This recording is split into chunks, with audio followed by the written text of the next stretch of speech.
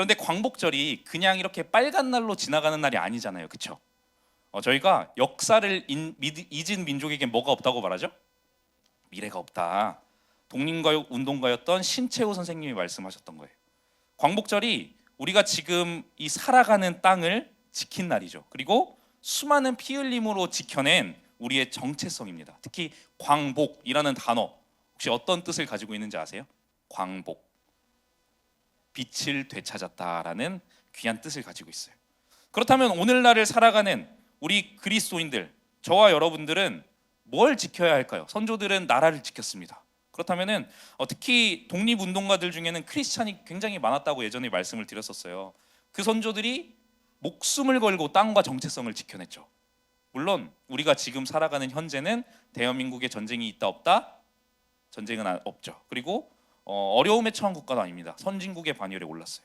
그럼에도 불구하고 우리가 크리스찬으로서 정말 목숨을 걸고 지켜내야 될 게 뭐가 있습니까? 하나가 있죠. 그건 바로 그리스도인의 정체성입니다. 우리도 세상 속에서 하나님의 자녀라는 정체성을 어떻게 해서든지 정말 사수하고 목숨을 걸고 지켜내야 된다는 거예요. 네, 오늘 말씀을 통해서 우리에게 참된 생명을 주신 그 귀한 사랑을 깊이 새기고 또 마음속에 새기고 머릿속에 새기고 모든 곳에 새기는 저와 여러분 되시기를 소망합니다. 그런데 말이죠, 이렇게 고백을 했음에도 불구하고 사람은 연약하기 때문에 때때로 우리는 그렇게 살아가지 못하는 것 같아요. 그리고 우리가 잘 알듯이 어쩌면 우리보다도 더 나라를 빼앗긴 상황과 생활에 익숙해진 고대의 문명이 있습니다. 하나님을 잊고 살았던 사람들, 누굴까요? 바로 이스라엘이죠. 그 광복절을 맞이하면서 이 이스라엘 사람들의 삶을 보니까 어쩌면 우리나라가 처했던 그 상황보다도 더 어려워요. 비극적이에요. 우리나라는 그래도 광복 이후에 또 전쟁이 났지만 그럼에도 불구하고 반으로 갈라졌음에도 불구하고 땅은 있어요. 그렇죠? 근데 이스라엘 사람들 어떻게 해내야 된다는 정신도 우리는 있었는데 이스라엘 사람들은 정신도 없어. 노예 근성만 있어. 그리고 발전을 할 수 있는 가망성이 없죠. 왜? 땅이 없으니까. 바깥에서 일하시는 분들 다들 공감하실 텐데 진짜 덥잖아요. 그렇죠? 우리는 저번 주에 에어컨이 하나 안 나와가지고 되게 힘들었었어요. 그렇죠? 그런데 이 이스라엘 백성들은 광야에 그냥 버려졌고 어떻게 보면 나뒹굴고 있는 거예요. 그리고 심지어 추워질 가능성이 없습니다. 이 광야를 살아가는 사람들은 땅을 얻을 가능성도 없는 거예요. 어떻게 보면은. 그리고 추워질 가능성도 없죠. 물론 하나님께서 이걸 아시고 구름 기둥과 불 기둥으로 지켜주십니다. 그럼에도 불구하고 극한의 상황입니다. 이 시점으로 보면은 이 레위기 1장, 2장, 3장의 시점으로 보면 출애굽 이후에 시내산 광야에 도착을 합니다. 그리고 그곳에서 성막을 만들라는 거, 모세가 이제 십계명도 받고 성막 만들라, 뭐 율법도 받잖아요. 그 다음 성막을 만든 다음의 시점이에요. 직후 출애굽하고 딱 11개월하고 한 20일 정도 지난 그 시점이라고 합니다. 그렇다면 여러분이 이스라엘 백성이라면 1년, 그 짧지 않은 시간이죠. 1년 그 성막을 잘 지었어요. 하나님 말씀하신 대로. 그럼 이제 뭘 요구하실래요? 성막 하나님 다 지었습니다. 하나님께 영광. 너무 좋아요. 요즘 시대가 되게 합리적인 사고를 하잖아요. 우리가 열심히 하나님 나라를 위해서 일했으니까 이제 적과 꿀이 흐르는 땅, 하나님 약속하신 땅 보여주시겠지, 이제 주시지 않을까 하는 생각이 분명히 들 거예요. 저라면 그랬을 거예요. 드디어 하나님이 열어주시겠구나. 뭘 알려주실까? 뭘 보여주실까? 곧 평안이 넘치는 곳으로 갈 수 있지 않을까 하는 그런 생각들. 그런데 저번 주에 우리가 봤듯이 성막을 짓고 나니 뭘 세우셔요? 하나님께서 바로 예배를 세우셔요. 하나님이 처음으로 요구하신 것은 예배입니다. 저는 이 말씀을 묵상하면서 깨달은 게 바로 이 부분이에요. 하나님은 우리에게 뭘 요구하신다? 예배를 요구하신다. 이스라엘 백성들의 관점에서 봐도 이래요. 하나님, 저희가 11개월 동안 하나님을 열심히 섬겼습니다. 하라는 대로 제사장옷도 만들고 성막도 만들고 다 같이 열심히 으쌰했습니다. 물론 중간에 금송아지 우상을 섬겼죠. 하지만 회개했어요. 돌이켰어요. 하나님께서 분명히 광야 생활을 하실 거라고 했지만 그럼에도 우리 갈 수 있지 않을까요? 열심히 봉사했으니 이제 저희 좀 편하게 쉬면 안 되겠습니까? 저는 이렇게 할 것 같아요. 그런데 하나님께서는 성막을 만드는 행위, 봉사죠. 그 외에 수많은 기구들을 만드는 행위, 봉사죠. 봉사만을 원하셨던 게 아니에요. 뭘 원하신다고요? 예배를 원하십니다. 거룩한 예배가 되도록, 그리고 내가 죄로 인해서 죽을 수밖에 없는데 그 죄의 문제를 해결하도록 제사, 예배를 명령하고 계시다는 거예요. 저번 시간에 번제, 어떻게 이번 주에 나를 태우는 시간을 좀 가지셨나요? 모조리 다 태우는 거. 이스라엘에서는 아직도 하고 있는 종족들이 있대요. 사마리아 종족들이. 그래서 거기에 어떤 교수님이 가셔서 실제로 참여를 해보셨다는데 번제 드리는데 몇 시간 걸릴까요? 8시간에서 10시간 걸린대요. 그거를 앞에서 앉아가지고 가만히 있는 게 아니고 기도하면서 소금을 던져야 되는데 계속 소금을 치고 향기로운 냄새다, 향기로운 냄새다, 하나님께 영광. 이 예배라면 여러분 혹시 여기 계실 분 많이 있을까요? 너무나 어렵겠죠. 그런데 어떻게 우리가 이 한 주간을 살아왔냐는 거죠. 성경을 읽다 보면 위기가 존재하죠. 창세기, 출애굽기, 위기. 위기라고 할 만큼 정말 머릿속에 잘 그려지지도 않고 눈에 들어오지도 않고 도대체 이해가 되지가 않아요. 이 말이 뭔지. 그럼에도 불구하고 우리가 이 레위기를 알아야 되는 특별한 이유가 분명히 있는 거죠. 그 이유가 뭐다? 예배이기 때문에. 레위기 1장에서 7장까지는 5대 제사에서 말을 하고 있습니다. 5개의 제사 방법, 그리고 또 성결에 대한 부분을 이야기하고 있는데 다른 거 이야기하지 않아요. 되게 쉬워요. 1번 하나님께 나아가는 방법에 대해서 얘기하고요. 2번 하나님과 동행하는 방법에 대해서 얘기합니다. 이 제사를 말하면서. 물론 현대를 살아가는 우리니까 우리 문화와는 많이 다르겠죠. 이질감이 있어요. 그럼에도 원리가 같다는 거예요. 어떤 원리죠? 예수님께서 이 땅에 오셔서 유대인들에게 뭘 강조하셨는지 혹시 아시나요?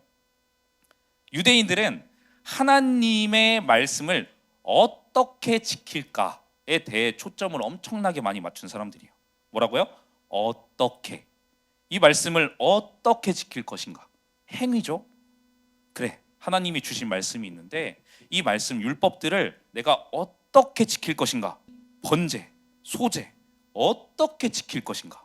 그러면서 오늘 말씀 2장을 보면서 읊는 거예요. 1절에 고운 가루를 예물 삼아야 되는구나. 그래, 고운 가루를 만들자.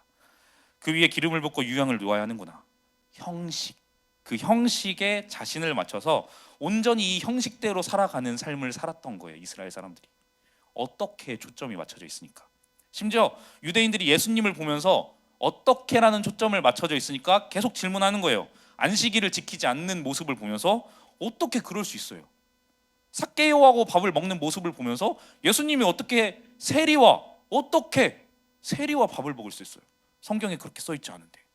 형식에 자신을 가두는 그 유대인들의 모습을 보면서 반대로 예수님께서는 왜라는 질문을 계속하세요. 왜라는 것에 초점을 맞춰요. 그 말씀의 의도가 무엇인지에 대해서 계속 말씀하셔요. 그래, 너희들이 형식적으로 어떻게 지켜가고 있는 그 안식일, 그 진짜 의미가 뭔지 알아? 말 못하죠. 세리라면 배척하는 자들을 보고 죄인이라고 말하는데, 그러면은 너네가 말하는 그 죄인의 정의가 뭔데? 왜 죄인이라고 말하는데? 왜 그 말씀을 지켜야 합니까? 라는 것들을 깨달아 알게 하시니까 3년 동안 예수님 그것만 하셨어요. 사도 바울도 똑같습니다. 사도 바울 굉장히 열심히 썼고 어떻게 초점이 굉장히 맞춰져 있던 사람이에요. 다메섹으로 가는 그 길에서 예수님을 만나죠. 그때 바뀌었던 부분이 이 부분인 거예요. 그 전까지 바울은 어떻게 지킬 것인가에 대해서 정말 능통한 자였는데 이렇게 말하죠. 하나님 앞에 봉사했으니 지킬 거 다 했으니 이제 나는 의인이다. 어떻게? 그런데 어떻게 해서 왜로 바뀐 다음에 바울의 삶은 어떻습니까? 우리가 사도 바울의 글을 계속 봤잖아요. 그러면은 처음에 인사하고 본론을 보면 왜 해야 되는지에 대해서, 그리고 그 본질에 대해서 계속 이야기해요. 그리고 나서 맨 마지막에 권면하죠. 어떻게 이 왜를 지켜야 되는 것인가. 네, 왜일까요? 왜라는 단어에 대해서 해결이 되면 뭐가 해결이 되죠? 의도가 보이기 때문이에요. 우리 송현 집사님 안 오셨는데 그 송현 집사님이 맨날 말씀하시는 게 있어요. 목사님들이 뭘 말하시면 출제자의 의도를 잘 뭐해라? 파악해라. 그 출제자의 의도를 잘 파악하는 방법이 왜라는 거죠. 그래서 우리가 지금 보고 있는 이 레위기를 읽다 보면 어쩌면 우리가 구약의 말씀들을 읽다 보면 딜레마에 빠져요. 왜냐하면 저 일들을 하게 하신 의도보다도 해야 하는 형식에 눈이 가요. 계속 형식만 말하니까. 우리가 레위기에서 그래서 앞으로 보셨으면 좋겠는 것은 무엇을 어떻게 지키게 하셨는가 보다는, 성막을 뭘로 짓게 하셨는가 보다는 왜 그렇게 만들게 하셨고, 왜 지키게 하셨고, 왜 예배가 이렇게 이루어져야 되는지에 대해서 조금 더 시선을 가셨으면 좋겠습니다. 누군가는 그렇게 말해요. 지금은 드려지지 않는 이 구약의 제사들, 율법들, 도대체 왜 우리가 공부하고 여전히 읽고 배워야 되냐? 그런데 그게 아니죠. 왜냐하면 이 법, 이 예배를 그 당시에 왜 하나님이 이스라엘 백성들에게 하게 하셨는가, 그 출제자의 의도를 잘 파악하면요, 깊이 묵상하면요, 전혀 구약이 딴소리 하는 게 아니에요. 그 구약의 제사가 신약의 예배라는데, 우리가 오늘날 드리고 있는 이 귀한 예배가 이 예배에 대해서도 또 삶 가운데서도 분명히 풍성함을 더하시리라 믿습니다. 그래서 오늘 말씀 5대 제사 중에 두 번째 무슨 제사인지 아세요? 번제, 소제 차례입니다. 특별히 구성을 보면 레위기 1장에서 5장까지는 백성들에게 지키라고 하는 얘기입니다. 그러니까 2장은 지금 말하는 게 뭐예요? 백성들에게 이렇게 해라. 그리고 5장에서 7장, 5, 6, 7장이 제사장들에게 말씀하신 겁니다. 그러니까 오늘 이 2장에 나온 소제에 대한 내용들은 백성들에게 지키라는 예식인 거죠. 왜 우리가 제사라는 것을 하나님께서 주셨는지 생각해 보는 시간이 됐으면 좋겠습니다. 왜? 사실 죄 때문이죠. 죄를 빼놓고 기독교를 논할 수는 없는 것 같아요. 왜 그러냐면 죄 때문에 이 모든 것이 다 시작됐으니까. 그래서 죄 때문에 이 제사를 드릴 수밖에 없던 거예요. 소로, 양으로, 염소로, 비둘기 이런 것들을 다 태워서 드리게 되는데, 번제로 바치게 되는데, 이 제사의 목적은 다른 게 아니죠. 생명과 연결이 돼 있죠. 생명의 관계를 회복하고 다시 시작하기 위한 장치인 거예요. 제사란. 예배도 똑같겠죠. 그 생명의 관계를 회복하는 시간. 왜? 죄의 문제를 해결하려면 누군가의 피 흘림이 있어야 되고, 누군가의 희생을 통해서, 피를 통해서 해결해야 된다는 것을 보여주시기 위해서인 거예요. 죄의 결과는 뭡니까? 사망이죠. 죽음입니다. 우리가 죄를 지을 때마다 죽는다면 목숨이 몇 개가 있어야 될까요? 불가능하죠. 게임도요, 목숨이 100개가 있으면 치트키 썼냐 그래요. 그런데도 죄를 지을 때마다 죽는다면 100개가 모자라죠. 죄의 문제는 목숨이 100개가 있어도 깰 수가 없어요. 그러니까 우리의 목숨을 대신해서 죽음을 대신할 수 있는 그 가축들의 목숨을 통해서 할 수 있게 하신 거죠. 그 제사 중에 오늘 소제는 어떤 제사이냐 했을 때 되게 신기하게 피 흘림이 없는 제사입니다. 소제는요, 온전한 곡식으로만 이루어진 제사입니다. 그렇기 때문에 언제 드려지냐 하면 성경을 찾아보면 소제만 드려지는 경우도 분명히 있긴 해요. 하지만 그렇게 많지 않아요. 주로 번제를 드릴 때 거기에 바르거나 아니면 같이 드려요. 그리고 화목제, 속죄제도 함께 드려지는 제사였습니다. 아주 가난한 사람이 속죄제를 드려야 돼요. 소나 양과 염소, 비둘기 살 돈이 있을까요? 없죠. 다 팔아도 안 돼요. 그때 하나님께서는 피할 길을 예비해 두신 거예요. 곡식으로 드리게 하십니다. 성직자들이 위임식을 할 때 소제를 드려요. 또 하나님께 소중한 것을 봉헌할 때 소제를 드립니다. 나환자가 나아가서 정결의식을 치를 때 소제를 드리고요. 또 나시린이 서원 기도를 마친 다음에 소제를 드렸죠.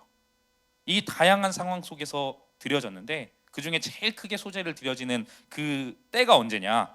6월절부터 이제 시작이 되는 게 있어요. 무교절이라고.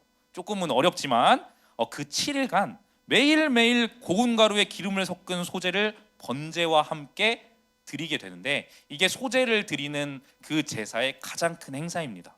또 방법도 굉장히 다양했어요. 4절에 보니까 화덕에 구워도 되고, 5절에 철판에 붙여도 되고, 7절에 냄비에 쪄도 되는 거예요. 여러분, 화덕에 구우면 뭐예요? 화덕 피자죠. 맛있겠죠. 네. 철판에 붙이면 뭐예요? 부침개죠. 부침개 너무 맛있죠. 냄비에 찌면 아주 건강한 죽이 됩니다. 이런 다양한 상황과 다양한 형식으로 드려질 수 있는 이 소제, 사실 가장 밑바탕에 깔린 중요한 의미가 하나가 숨어 있어요. 그게 뭐냐면 하나님께 온전히 맡겨지는 감사의 예물이라는 거예요.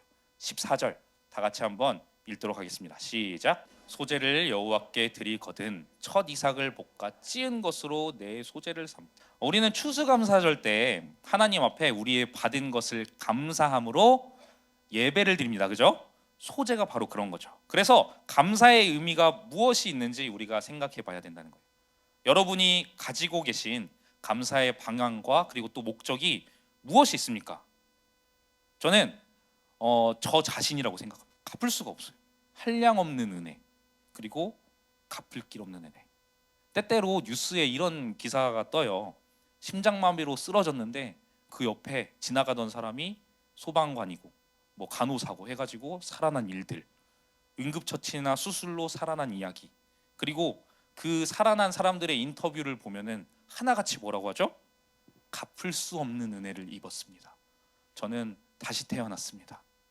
저의 하나의 더 목숨이 더해졌다 생각하고 열심히 갚으며 살아가겠습니다. 갚을 수 없는 은혜. 우리도 하나님 앞에 절대로 갚을 수 없는 은혜를 입은 거예요. 그리고 그런 마음을 품었을 때 비로소 우리는 감사라는 것을 할 수 있습니다. 왜냐하면 반대로 보게요. 내가 빚을 다 갚은 사람이에요. 누군가에게 빚을 졌어. 다 갚았어요. 그러면은 기쁘겠죠, 그렇죠? 그 이후로는 어떻게 살아가요? 빚을 다 갚았으니까 그냥 살아가겠죠. 감사한 마음 없이. 왜? 빚이 없으니까. 이런 거예요. 내 할 도리를 다 했다 생각하면 그때부턴 내 의가 드러납니다. 감사할 수가 없어요. 감사라는 것은 내가 영원토록 빚을 졌는데 그 빚을 진 사람만이 온전하게 평생토록 변하지 않고 감사할 수 있는 거예요. 그래서 감사는 빚을 진 마음이 있는 사람만이 할 수 있는 겁니다. 아주 어려운 거예요. 그래서 오늘 이 소재로 하나님께 예배를 드린다는 것은 결국에 우리의 일상에서 빚진 자의 마음으로 주신 것들을 감사하며 살아가는 귀한 삶의 예배다라고 할 수 있는 거죠. 다 같이 1절 한번 읽어보도록 하겠습니다. 시작. 누구든지 소재의 예물을 여호와께 드리려거든 고운 가루로 예물을 삼아 그 위에 기름을 붓고 또 그 위에 유향을 놓아. 이 소재물은 누구든지 드릴 수 있다고 합니다. 그런데 아까도 말씀드렸지만 화덕에 구울 수도 있고 철판에 붙일 수도 있고 쪄서 죽으로 만들 수도 있어요. 그런데 공통점이 하나가 있어요. 그 재료가 뭐다? 고운 가루다. 고운 가루로 그것을 만들어야 된대요. 여러분 오늘날처럼 믹서기가 있는 게 아니에요. 마트에 가면 쌀가루, 밀가루 다 팔죠? 아 너무 좋아요. 다 일일이 곡식을 채집해서 이삭이 떨어져 있는 거 주워서 한 땀 한 땀 빻고 빻아서 곱게 만들어야 됩니다. 그 당시에 팔았을까요? 뭐 시간이 지난 다음엔 팔았을 수도 있겠어요. 그런데 주워서 빻았어야 됐어요. 맷돌 돌렸어야 됐어요. 왜? 소를 살 돈도 없고 누가 팔지도 않고 염소도 심지어 비둘기도 살 수도 없는데 그런 사람들에게 하나님께서 하시는 거예요. 고운 가루를 제사로 제물로 드려라. 제가 필리핀에 살 때 우리 지혜 사모와 이제 사귀고 거의 얼마 안 됐을 때 얘기예요. 제가 살던 곳이 엄청 고지대였어요. 그래서 여자한테 특히 좋지 않아요. 고지대가 되게 많이 아팠어요. 그래서 기억이 날지 모르겠는데 제가 호박죽을 만들었던 적이 있습니다. 그곳에서. 예. 그런데 호박죽을 끓이려면 필수로 들어가야 되는 게 있죠. 뭐가 들어가야 돼요? 찹쌀가루. 만들어 보신 사람만 알아요. 찹쌀가루 들어간다는 거. 근데 제가 살던 곳에 마트 뭐 여기저기 다 뒤져봤는데 찹쌀가루 있어요? 안 팔아요. 밀가루만. 그렇다고 밀가루 전부 넣을 수는 없잖아요, 그죠? 그래서 집념의 한국인입니다. 저는 뭘 했을까요? 찹쌀은 팔아요. 찹쌀을 사다가 자취생이 와서 믹서기도 없거든요. 절구도 없어요. 그냥 도마 위에 올려놓고 가위로 막 해봤어. 잘 안 돼. 그래서 그래도 빻긴 빻았어요. 얼마나 걸렸게요? 거의 3시간 동안 빻았거든요. 그럼에도 곱게는 안 되더라고. 그런데 그 주간 교회 큐티가 바로 이 소재였어. 레위기 2장. 당시에 저는 굉장히 홀리한 소위 말하는 교회 오빠였거든요. 그래서 반해가지고 결혼한 거거든요. 그런데 제가 가장 좋아했고 열심히 읽으면서 묵상했던 당시의 그 말씀이 비판하지 말라라는 말씀이었어. 그런데 내가 뭔데 씻을 수 없는 죄인인데 남을 비판하고 판단하고 그럴까라는 그 마음으로 살다 보니까 굉장히 선한 거예요. 이런 생각을 가지고 있었다는 것보다 그 전에는 그렇게 살지 않았다. 불평과 불만, 세상이 나에게 해준 게 뭔데, 하나님이 나에게 해준 게 뭔데 하면서 날 것으로 살았던 그 실력이 있어서 그런지 비판하지 말라는 그 말이 너무나 저에게 비수처럼 꽂혔고 그 말을 지키려고 엄청 노력했습니다. 그런데 가만히 보니까 그 비판하지 말라는 그 말씀과 노력이 저에게는 이 소재물을 드리는 이 재물이었던 것 같아요. 고운 가루를 만드는 그 작업 3시간, 4시간, 5시간이 걸렸겠죠. 심지어 엄청 많이 만들어야 돼요. 저 이만큼 빻는데 3시간 걸렸거든요. 이만큼 들어가요 딱. 근데 성경에 보면은 10분의 1 에바 2.2리터 정도를 고운 가루를 만들어야 돼요. 와 너무 빡세죠, 그쵸? 너무 힘들어요. 그런데 그때부터 이제 저는 기도하기 시작하는 거예요. 주님 저를 빻아주세요. 제가 갈리겠습니다. 저 더 갈려야 돼요. 고운 가루로 만들어 주세요. 씹었을 때 딱딱하지 않고 곱디 고운 상태로 만들어 주세요. 왜냐하면 호박죽을 만들었는데 다 갈리지 않아서 씹었는데 쌀이 씹히는 거. 기분이 좋지 않더라고요.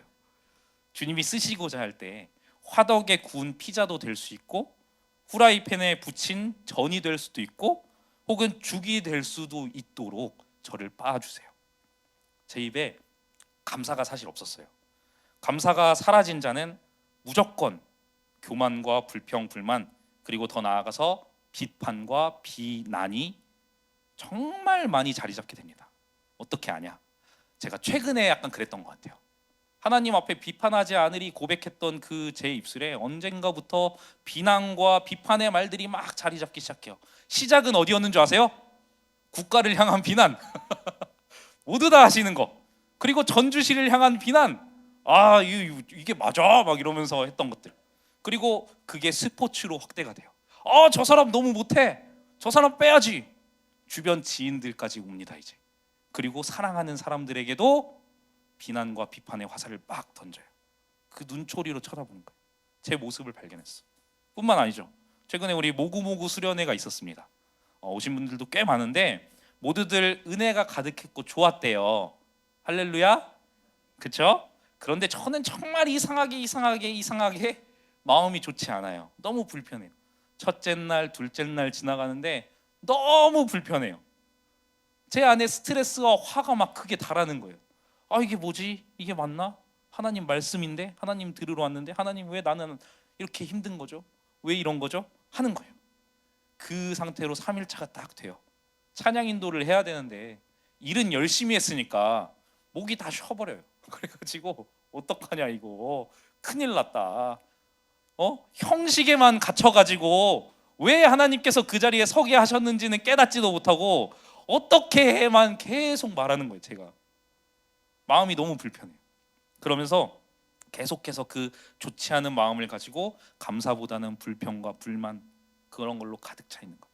심지어 오늘 말씀 소재잖아요. 왜 또 소재야? 왜냐하면 제가 번제, 화목제, 속죄제, 속건제는 이미 전해봤어요. 그래가지고 가지고 있는 소스가 너무 많아. 근데 소재는 없어. 근데 소재를 하라셔. 왜 또 소재야? 하면서 화가 막 나요. 정말 여러분도 그럴 때가 있지 않으세요?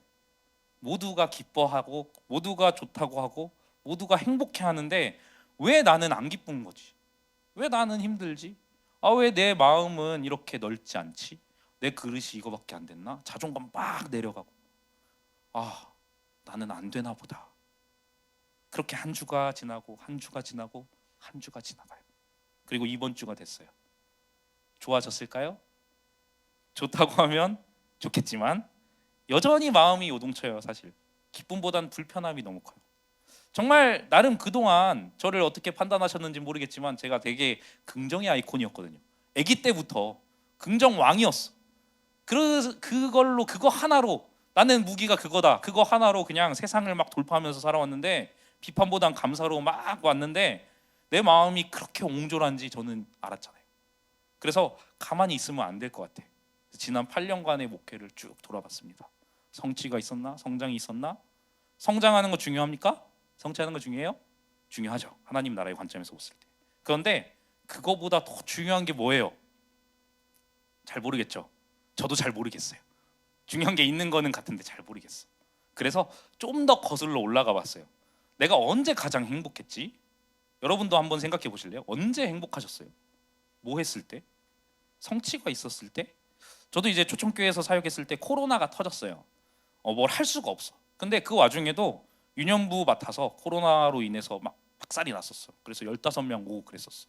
그래도 나올 때 80명까지 그래도 회복시키고 나왔거든. 성취잖아요, 그죠? 아, 감사한 일인데 이게 행복한 일은 아닌 것 같아. 아이가 태어났을 때, 결혼했을 때 당연히 감사하죠. 행복하죠. 근데 책임감이 더 커, 그때는. 그래서 질문을 좀 바꿔봤어요. 그렇다면 내가 언제 하나님 마음에 가장 합당했을까? 내가 뭘 했을 때? 진짜 아이러니하게도 제가 찹쌀을 빻았다 그랬잖아요. 그 찹쌀을 빻았던 그때가 가장 하나님 마음에 합당했던 때인 것 같더라고.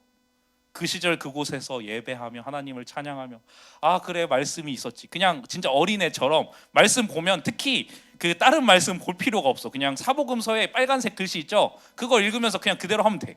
그땐 그랬어. 비판하, 아 그래 비판하면 안 되지. 막 화가 나, 아 비판하면 안 되지. 싸우면, 아 싸우면 안 되지. 누가 때리면 한 대 더 때리라고 되지. 그랬었어 진짜로. 성화가 막 돼가지고. 근데 다시 막 내가 나오는 거야. 그럼 안 되는데, 그때가 정말 하나님 앞에 가장 순수했고 신실했으며 행복했던 순간이더라고요. 남을 비판하지 않기 위해, 나의 정결함을 지키기 위해 노력했던 그때. 그제서야 이제 깨닫는 거예요. 제가, 아 내가 마음이 힘든 이유가 다른 게 아니에요. 덜 빠져서 그렇구나. 옆 사람 보면서 한번 얘기해 볼까요? 고운 가루십니까?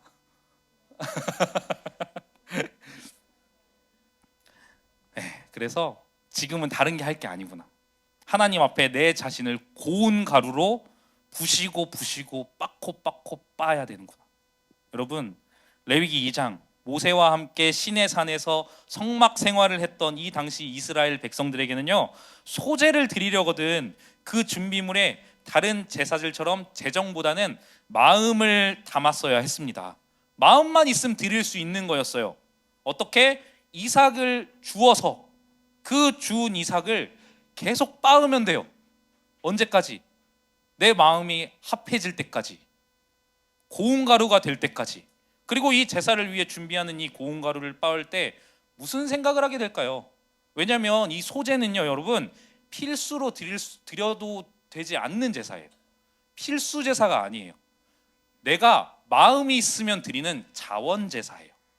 자발적으로 내 일생의 삶과 그리고 추수의 열매를 바라보면서, 하나님 정말 감사해요, 내 삶을 주님께 올려드릴게요 하면서 빻고 빻아서 드리는 이 소제. 그렇게 고운 가루가 될 때까지 빻고 빻으면서 기도했겠죠. 하나님 감사합니다, 제 삶도 이렇게 고운 가루가 되게 해주세요. 그리고 그 고운 가루가 됐을 때 비로소 뭘 할 수 있냐?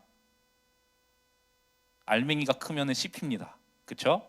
그제서야 붙일 수도 있고 구울 수도 있고 찔릴 수도 있는 거예요. 여러분, 고운 가루는요 뭐든 만들 수 있습니다. 밀가루로 막 놀이 하잖아요, 그죠? 물 조금 넣고 이렇게 찰기 생기면은 그때 막 뭐든 만들 수 있어요. 어떻게 빚어지든 빚을 수 있는 게 고운 가루죠. 하지만 덜 빠진 찹쌀가루를 호박죽에 넣으면 어떻게 된다? 딱딱하게 씹힌다. 식감이 그리 좋지 못하고 소화 잘 시키라고 만들었는데 소화가 더 잘 안 되겠죠. 그건 하나님께서 마음대로 빚을 수 없는 가루인 거예요. 여러분의 삶의 가루는 어떤가요? 딱딱해가지고 존재감을 드러내고 계신가요? 씹으면은 아 딱딱해. 아니면 곱디 고와서 하나님께서 만지고 싶고 만들고 싶고 빚고 싶은 대로 빚어지는 상태이신가요? 저는 딱딱한 상태더라고요. 그럼 이걸 어떻게 해요? 저 혼자서 빠꼬 파는데 안 돼. 그럼 어떻게 해야 돼? 저에게는 이래봬도 공동체가 있습니다. 우리 청년부, 저에게는 있어요. 아주 큰 무기예요. 그들 한 사람 한 사람을 떠올려 봤어요. 저처럼 연약함 투성이인 아이들, 이 아이들에게 뭘 해주면 좋을까 하면서 엄청 고민했고, 담임 목사님과 함께 놀러 가기도 하고 비전 트립도 가고 뭐 수련회도 하고 좋은 사람도 만나게 하고 음식도 주고 막 용돈도 주고 막 장학금도 주고 다 해봤어요. 그런데 무언가 부족하다는 게 계속 느껴지는 거예요. 여전히 하나님 앞에 기도하죠. 하나님 어떻게 하면 좋겠습니까? 이 청년부 아이들을. 근데 오늘 말씀을 준비하면서 보니까 되게 제가 빠지지 않았던 것처럼 우리 청년부 친구들도 빠지지 않은 거예요. 저기 뒤에서 지금 이렇게 눈 반쯤 이러고 있는데 그 빠지지 않은 거예요. 빠코 빠야 되는데 덜 빠졌어. 그래서 한 사람 한 사람 돌아가면서 이야기를 합니다. 너는 수련회에서 뭐가 좋았니, 친구야? 뭐가 은혜로웠니? 도대체 하나님께서 너에게 했던 말이 뭐니? 어떤 일하심을 발견했니? 저는 아이들이 이전과 같이 노는 거요, 물놀이요, 뭐 새로운 사람들 사귄 거요, 맛있게 먹은 거요 말할 줄 알았어요. 그런데 정말 신기하게도 하나같이 이야기하는 게 기도해서 좋았다는 거예요. 오, 기도해서 좋았어? 심지어 우리 영재 한번 손 들어볼까요? 영재 신앙 고백이 있어요. 제가 말씀을 드릴게요. 이틀 차에 우리 저녁에 이제 기도하는 시간이 있었어요. 암전 해놓고. 그런데 앞에 나가서 무릎 꿇고 기도하는 친구들을 보면서 되게 내심 부러웠대요. 어떻게 저렇게 하지? 그래서 뒤에서 서서 기도했대요. 하나님, 저도 저렇게 한번 해보면 안 될까요? 하나님, 저러고 싶습니다. 한번 보여주세요. 그리고 3일차가 됐대요. 저녁이 됐는데 눈을 떠보니까 앞에 나가서 무릎 꿇고 기도하면서 울고 있던 자신의 모습을 발견했대요. 하나님께 영광이죠. 아, 그렇구나. 기도하는 사람들. 그렇다면은 또 뭐가 있을까? 배연아, 너는 뭐가 좋았니? 3일차에 똑같이 무릎 꿇고 기도하는데 우리 아이들이 다 무릎을 꿇었어요. 글쎄 말이 안 되죠? 또 이게 수련회의 큰 은혜가 있습니다. 그래서 무릎 꿇고 기도하는데 누가 자꾸 어깨에 손을 올리더래. 그래서 옆을 보면 아무도 없대. 뭐야? 그래서 이거 하나님인가 보다 하고 기도했다는 거예요. 얼마나 감사한 은혜예요, 그죠? 그렇게 기도했대요. 그래서 원래 토요일에 오는 아이들 말고 나오지 않았던 사람들을 만났어요. 그리고 친구야, 목사님이 이러이러해서 기도해 하고 싶은데 다른 거 하는 거 아니야. 뭐 공부 안 해. 이제 안 할게. 너희들에게 필요 없는 것 같아. 우리 모여서 기도하자. 그래서 나와주면 안 되겠니? 기도 한번 해보자. 나를 위해 기도하라고 안 할게. 너 위해서 기도해. 와서 기도해봐. 그래서 같이 모여서 토요일 어제 모여서 다른 거 안 하고 기도했습니다. 기도 제목을 나누고 삶을 나눴어요. 어느샌가 막 펑펑 우는 친구들이 생겨요. 옆 사람 얼굴 보라고 했더니 울까봐 못 쳐보더라고. 그래서 오, 하나님 임재가 있네. 역시 보여주셨구나. 뭐를? 이 친구들은 뭘로 빠져야 된다? 기도로 빠져야 된다는 것을 보여주신 거예요. 이 무지한 목사는 그제서야 또 깨닫습니다. 아, 내가 기도하지 않았구나. 우리 아이들과 기도하지 않았구나. 하나님께 갚을 수 없는 은혜를 받아놓고서는 내가 다 갚았노라. 내 삶의 주인이 나인, 내 삶의 주권자인 그 주인 노릇을 내가 했구나. 깨닫습니다. 여러분, 우리 청년부는요 앞으로 기도회로 진행됩니다. 어떻게 될지 모르겠고 언제 끝날지 모르겠어요. 근데 그냥 하려고요. 왜? 보여주셨고 그게 받는 방법인 것 같아서.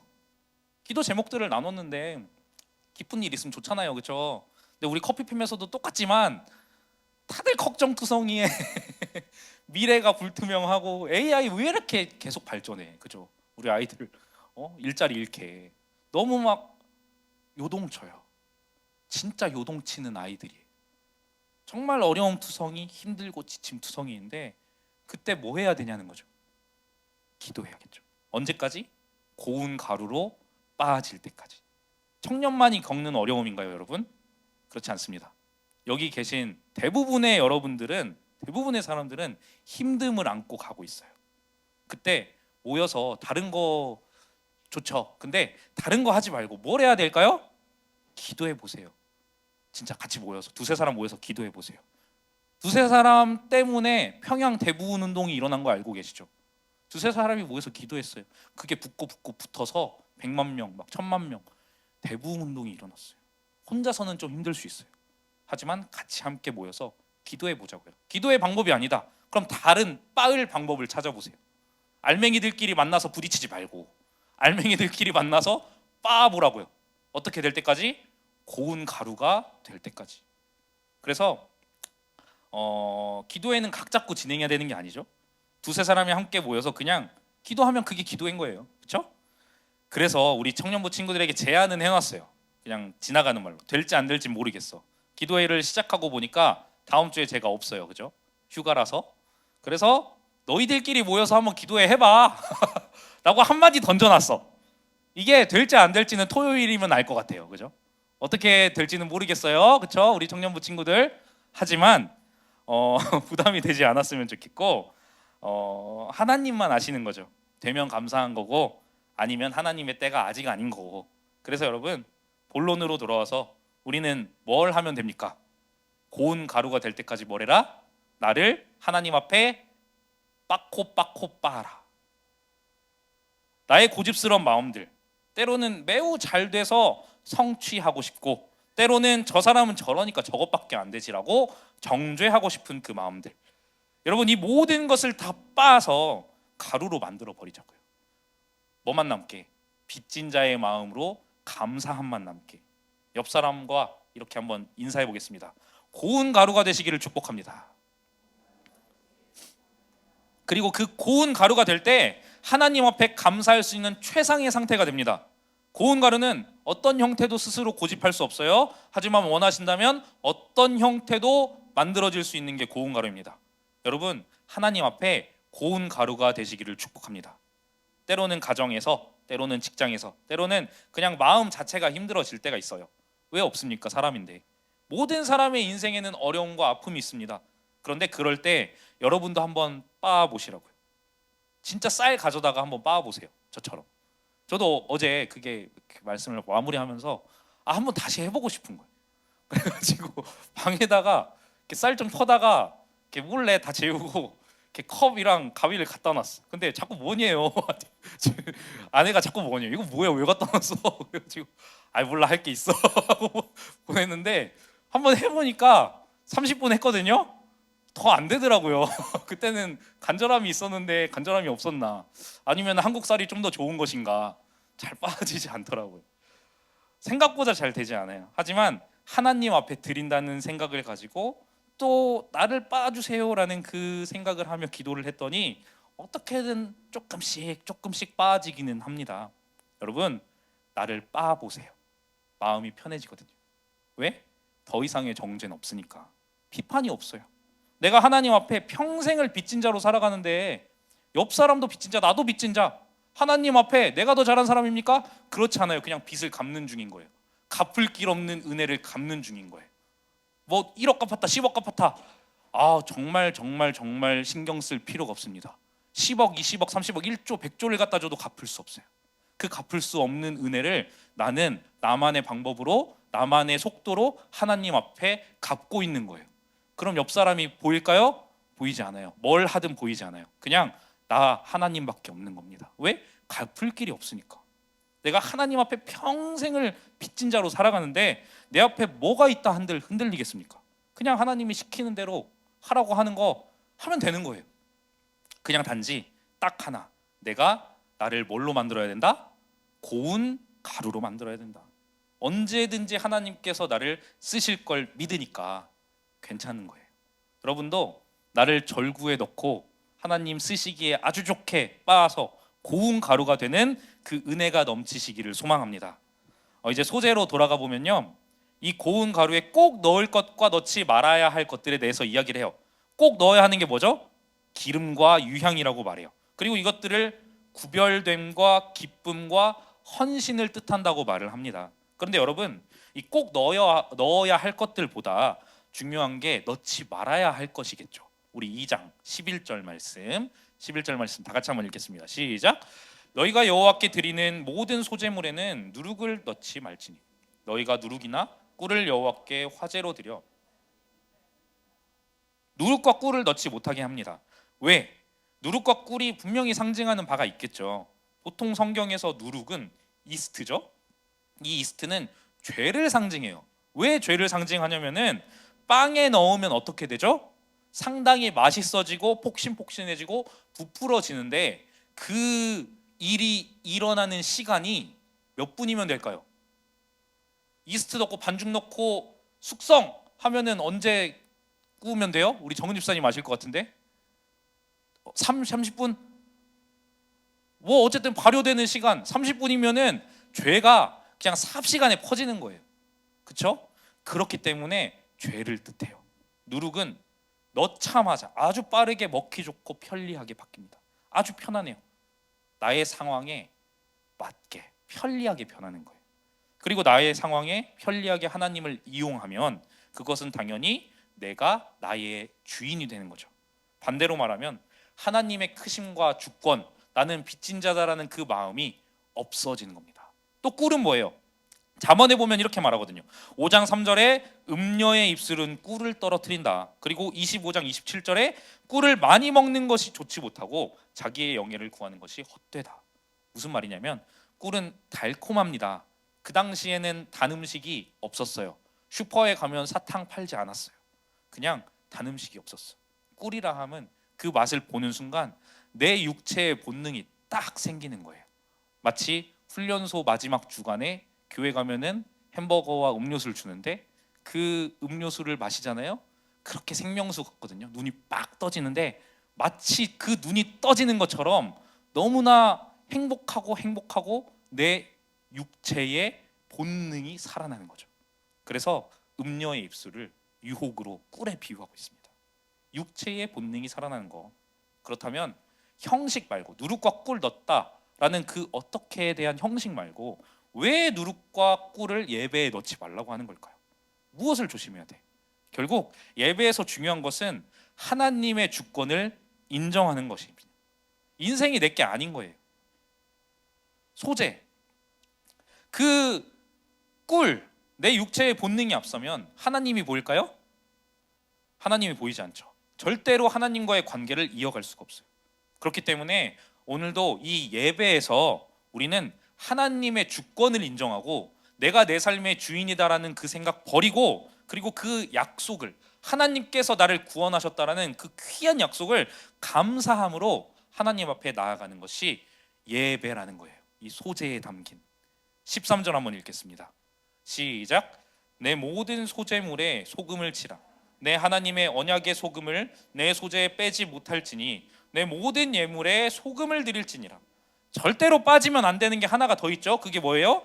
소금입니다. 다른 것들과는 다르게 그 소금 앞에 이 소금은 무슨 소금이다라고 딱 말해요. 뭐냐면 하나님의 언약의 소금이다. 소재에서 빼지 못할 거, 예배에서 빼지 못할 게 언약이래요. 감사 예배에서는 절대로 빼지 못할 거, 언약의 소금. 이 소금이 언약을 언약되게 하는 거래요. 소금은 뭐예요? 절대로 변하지 않는 것. 소금을 치면 잘 상하지 않고 오래 가죠. 그래서 언약의 소금이라는 것은 이 제사를 통해 이 예배를 통해 너와 나의 연결고리 절대로 끊어지지 않는다라는 것을 하나님이 확증해 주시는 거예요. 이 소금은요 제사에서 특히 번제로 드려질 때도 소금을 던지거든요. 아까 말씀드렸지만 8시간 동안 소금 이만큼 쌓아놔요. 이만큼 쌓아놓고 계속 던져. 그게 예배예요. 왜? 하나님의 언약을 믿습니다. 하나님 나를 구원하심을 믿습니다. 그러면 여러분들도 계속 이 예배의 순간순간마다 소금을 계속 쳐야 되는 거예요. 생각으로, 마음으로 하나님 맞습니다. 하나님 제가 소금 칠게요. 왜? 그게 하나님 앞에 향기로운 냄새래요. 너무나 신기하죠. 그리고 그 소금을 던지는 건 기도하는 거죠. 주님 확신합니다. 하나님께서 함께 하실 걸 확신합니다. 그 약속 믿습니다 하는 거예요. 여러분 이제 좀 아시겠나요? 유대인들처럼 제사를 어떻게 드리는지에 우리가 생각하지 말자. 너무 집중하지 마세요. 그보다 더 중요한 거 예수님처럼 제사를 왜 드리게 되었는지 한번 집중해 보았으면 좋겠어요. 무슨 말이냐면 왜 예배를 드리게 됐는지, 왜 이곳에 여러분들은 나와서 앉아서 제 말을 듣고 있고 그냥 앞에 사람 나와가지고 연설하나 보다 라는 생각이 아니고 이 하나님께 온전히 드려지는 이 예배가 왜 드려지는지에 대해서 집중해 보라는 거죠. 여러분은 왜 예배를 드리게 되었습니까? 그 질문에 오늘 본문은 감사라는 단어로 답합니다.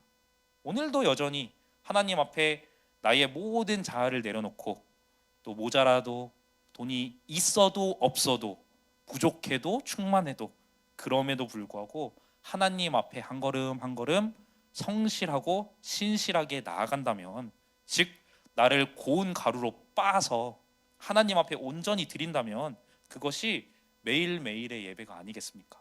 그리고 하나님 앞에 드려지는 감사의 예물이겠죠. 이제 마지막으로 소재가 가지고 있는 특이한 점 하나 말씀드릴 텐데요. 화목제와 좀 비슷해요. 우리 교회가 가장 중요하게 생각하는 가치가 있어요. 그게 뭐냐면 연합이죠. 연합하기가 쉽다 어렵다? 굉장히 어렵다. 저는 이제 필리핀에서 굉장히 오래 살았는데 그러다 보면 다양한 문화권의 친구들을 많이 만나요. 근데 한국인이 특히 연합하기가 쉽지가 않아. 한국인만 연구한 연구자가 또 있어요. 심리학. 되게 특이한 성질을 가지고 있대요. 섞이지 않는데 되게 특이하게 어려움이 있을 때는 하나가 된대. 그리고 모두가 다 주인공 의식이 있대요. 신기하죠? 내가 주인공이 되고 싶대. 모두가, 한국인들은. 그런데 또 남을 배려하는 게 너무 깊대. 내가 주인공이 되고 싶은데 남을 배려하니까 자기네도 이게 매치가 안 된다는 거예요. 말이 안 된다. 한국인은 연합하기가 힘들어요. 그럼에도 불구하고 우리는 계속 연합하려고 열심히 하죠. 이번 수련회에서도요, 우리 선유쌤, 저기 안쪽에서 이제 듣고 계실 텐데, 선유쌤이 그러더라고요. 이렇게 도와주러 오셨어요. 그래서 막 짐 엄청 옮겼는데, 목사님, 선유쌤 되게 젠틀하시잖아요. 목사님, 왜 땀 뻘뻘 흘리면서 왜 우리 교회만 있어요? 연합이라고 하지 않으셨어요? 왜 지나가는 사람마다, 짐 들고 있는 사람마다 다 아는 사람이죠? 신기하네요. 하하하 이러시는 거예요. 그래가지고 제가 할 말이 없어서 그냥 한국인은 누가 총대를 매야 연합이 되더라고요. 그냥 그러고 말았거든요. 맞아요. 연합. 그리고 그 연합을 하려면 필수적으로 필요한 게 뭘까요? 바로 나눔이죠. 내 거를 나눠줘야지 연합이 되더라고요. 공간을 나누기도 하고 재정을 나누기도 하고 시간과 컨텐츠, 때로는 이렇게 힘을 쓰는 것도 나눕니다. 8절부터 10절까지 우리 한번 읽어보도록 할게요. 8절부터 7절 시작. 너는 이것들로 만든 소재물을 여호와께로 가져다가 제사장에 줄 것이요, 제사장은 그것을 제단으로 가져가서 그 소재물 중에서 기념할 것을 가져다가 제단 위에서 불사르라. 이는 화제라, 여호와께 향기로운 냄새니라. 소재물에 남은 것은 아론과 그의 아들들에게 돌릴지니 이는 여호와의 화제물 중에 지극히 거룩한 것이니라. 아멘. 소재는요, 곡식 가루로 가져오든지 화덕으로 빵을 굽든지 찌든지 죽으로 만들든지 그렇게 들고 온 것을 딱 한 움큼만 제사장에게 주면요, 하나님 앞에 온전히 태워집니다. 그럼 남은 건요, 우리가 읽은 대로 제사장에게 돌아갑니다. 딱히 양이 정해져 있지 않아요. 소재는요, 그냥 내가 빻은 만큼 가져가는 거예요. 그럼 그 빻은 거는 뭘 뜻하죠? 내가, 내 자아가, 나의 모난 부분이, 나의 모든 것이 언제 빠질 것인가, 다 빠지면 가지고 가는 거예요. 감사합니다. 그게 양이 이만큼 될 수도 있고 이만큼 될 수도 있어요. 하나님과 나와의 관계에 있어서 너무 중요한 거죠. 그렇죠? 그리고 그렇게 가져갔을 때 나머지, 만약에 한 가마니를 가지고 갔어요. 한 웅큼만 빼고 나머지 내가 열심히 빻았는데 이거 누구한테 줘야 되는 거예요? 제사장한테 다 줘야 돼요. 안 억울하겠어요? 여러분? 이렇게 다 가지고 오셨어. 근데 제가 뭘로, 헌금으로 비유하면 큰일 나잖아. 그죠? 뭘로 비유하면 좋을까? 이렇게 막 그냥 쌀 가져오셨어. 한 움큼만 교회 주고 내가 다 가져갔어. 그러면 좀 웃기잖아요. 그죠? 그런 마음이 들 수 있잖아요. 그렇기 때문에 하나님께서 이 소재물에 나왔던 중요한 뜻은 뭐냐면, 하나님과 나와의 관계뿐만 아니고 나와 제사장의 관계도 엮어지게, 꼭 엮어지게 만들어 두셨다는 거예요. 앞으로 화제물도 그렇고 이제 화목제도 그러고 속죄제도 그러고 다 똑같아요. 나누게 하셨어. 여러분은 하나님과의 관계가 어떻게 되시나요? 오늘 본문이 말하고 있는 이 말씀, 하나님과의 관계는 결국 타인과의 관계를 엮고 있거든요. 포함하고 있어요. 우리가 결국 하나님을 경험하는 삶은 이런 거예요. 하나님과의 관계가 깨지면 누구와의 관계도 깨져요. 옆 사람 보세요. 이 사람들과의 관계도 깨집니다. 그리고 하나님과의 관계가 돈독해지면, 회복되면 신기하게 옆 사람들 다시 보세요. 이 사람들과 관계가 회복이 됩니다. 정말 신기하죠. 이게 중요한 거예요. 우리는 왕 같은 제사장이라고 말씀하시잖아요. 제사장에게 드린 거는 옆 사람에게 주는 거예요. 내 것을. 이게 가족이 될 수도 있고 친구가 될 수도 있고 모르는 사람이 될 수도 있어요. 그냥 주는 거예요. 나의 수고와 내 노력이 거기에 담겨 있거든요. 말씀을 한번 마무리해 보겠습니다. 여러분, 고운 가루로 하나님 앞에 드려지면요, 9절에 이렇게 말을 해요. 9절 읽겠습니다. 시작.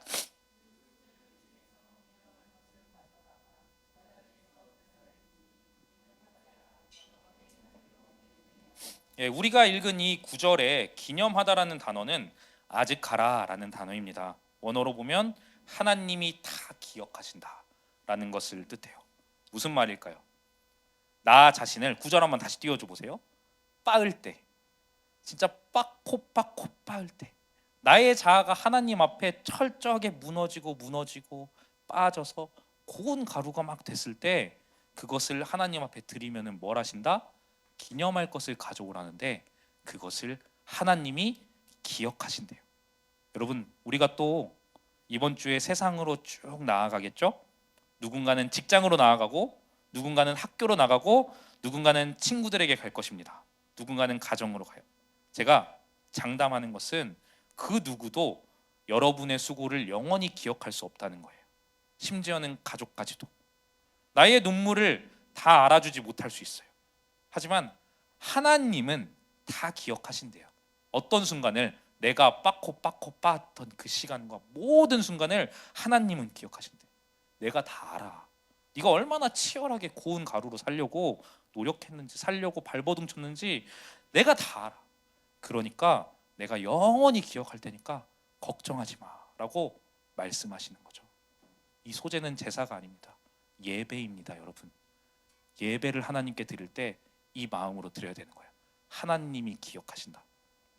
그리고 그렇게 나아갈 때 내가 빠져서 고운 가루가 되어서 하나님 앞에 드려질 때 그것이 완전히 태워지면서 하나님 앞에 기억이 될 뿐만이 아니라 여호와께 향기로운 냄새니라 9절에 말하죠. 그게 하나님 앞에 너무나 향기로운 냄새가 된대요. 사랑하는 여러분, 이번 한 주도 살아가실 때 저와 같이 마음이 강팍해져서 끙끙 앓지 마시고 하나님 앞에 나아가서 진짜 다 토했으면 좋겠어요. 그냥 하나님 왜 이럴까요? 저는 나 왜 이럴까요? 안 그런 것 같은데, 나 안 이랬는데, 그런 나를 마주하니까 제가 너무 힘들어요. 그런 마음도 들지 않으신다면 저랑 같이 쌀 가져다가 빻아 보시게요. 고운 가루가 될 때까지 빻으면서 함께 기도해 보자고. 하나님, 제 마음이 이렇게 딱딱하네요. 하나님도 정말 힘드시겠어요. 하지만 고운 가루가 되시길 축복합니다. 하나님 앞에 감사하며 나아갈 수 있는 그 마음 주세요라고 계속해서 하나님 앞에 문을 두드리면은, 그렇게 기도할 때 유대인들처럼 종교적인 헌신과 봉사, 예배의 형식 안에 갇혀가지고 어떻게 드려져야 되나, 예배 어떻게 해야 되나에만 집중하는 사람이 아니라 나를 사랑하신다는 그 귀한 이유가 다른 게 아니고 그냥 사랑하신대. 그냥 특히 나의 죄를 대신해서 죽으셨어요. 부활하셨어요. 말이 안 되는 십자가의 그 사랑과 은혜잖아요. 그것을 감사하며 나아갈 때 갚을 수 없습니다. 절대 갚을 수 없습니다. 나의 삶을 그래서 기꺼이 빻아서 드리는 거예요. 그 내 인생을 빻아서 드리는 우리 모든 일상의 예배자들이 다 되시기를 주님의 이름으로 축원합니다.